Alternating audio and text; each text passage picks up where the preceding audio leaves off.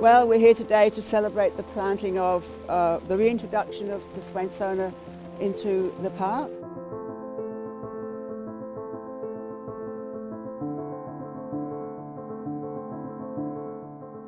We're in Chiltern-Mt National Park, and it's a really exciting day because we're re-establishing a species which is extinct in Victoria and getting it back on the map. It's Swainsona recta, Mountain Swainson-pea or small purple pea. Welcome everyone to the first day of reintroducing a threatened species, and actually an extinct species, back into Victoria. Well, it's a small native legume, and it's probably some of the things that we know about legumes in agriculture. They're important for nitrogen fixing. They're part of the biodiversity. They've got a role to play in the broader ecosystem. It's a fantastic thing today in the sense that we knew of this species in this park, and historically, pre-European settlement, it was a species that was widespread right across the northern Victoria.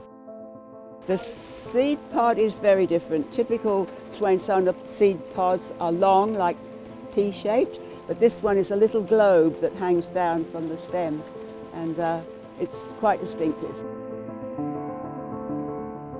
Being a legume, it has a rhizome that fixes atmospheric nitrogen, so it's good for soil fertility, and that's important in the overall health of the ecosystem. And unfortunately, the ones that were here have since died out. But what is really good is that I was able to collect seed from those original plants years ago, and it is in storage at the herbarium in Melbourne. Historically, it was post-European settlement, affected by clearing. A lot of the better agricultural land was ploughed and disturbed, and grazing is probably the key thing. So it's in remnants like these patches which haven't been as disturbed, that they've hung on.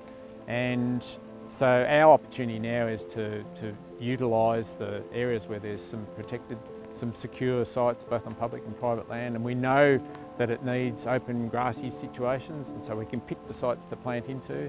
So we think we're going to have a really good opportunity of getting this species back on the map, and the key part of the program is also involving a number of landholders with secure sites across the geographic range of its former distribution, and we'll be doing experimental planting. We'll be doing a trial and error to a certain degree, and we'll work out the best locations. Yeah, and then when we found out how rare they really were, we were very excited. The landholders that we've got involved in this program are all really keen, and they're going to be involved in the post-plant monitoring of these sites and maintaining them into the future. So we've got a high hillside, a protected gully, a bare rocky bit of a ridge top, and quite a well shaded little gully. So some good variety of habitat there. It's often about managing stock.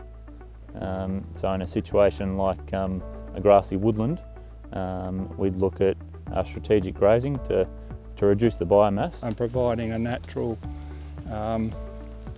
grazing regime for the native plants on the place. So I think with a balance of the different techniques, I think we're managing the biomass in the grasslands quite okay. I guess the fact that we're trying to just put some plants in where we know that they do grow, but also just push out a little bit further so that we can see and hopefully get a little bit broader coverage with the plant. It's a good opportunity for people to understand more about some of the smaller plants in our ecosystem. Ongoing monitoring and giving us a chance to keep learning and hopefully learn more to make it easier for the plant survival. Each of the landholders will have a slightly different experience to the others, and collectively we'll be able to learn. So establishing what time the flowering is going to happen, looking at the success of flowering, pod production, whether there's seeds produced, and ultimately what things are re-emerging. So collectively we're going to learn from this project. Our aim is to build up a number of viable sites, and initially we want to only sort of touching the surface, 120 plants in 2015.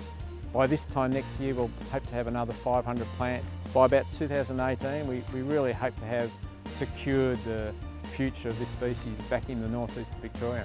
So this is a really good collaborative program. We're involved in a partnership with the Royal Botanic Gardens Victoria, who have been essential in propagating the plants, and we've got a really good arrangement with the RBG and we're grateful for their support.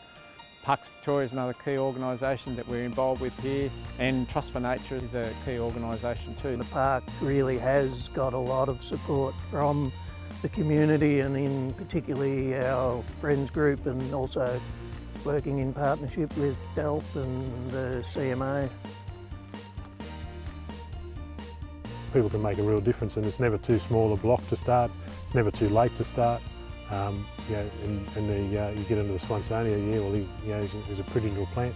Some of the others are quite nondescript to look at, but they're all important, they're all to add to the diversity.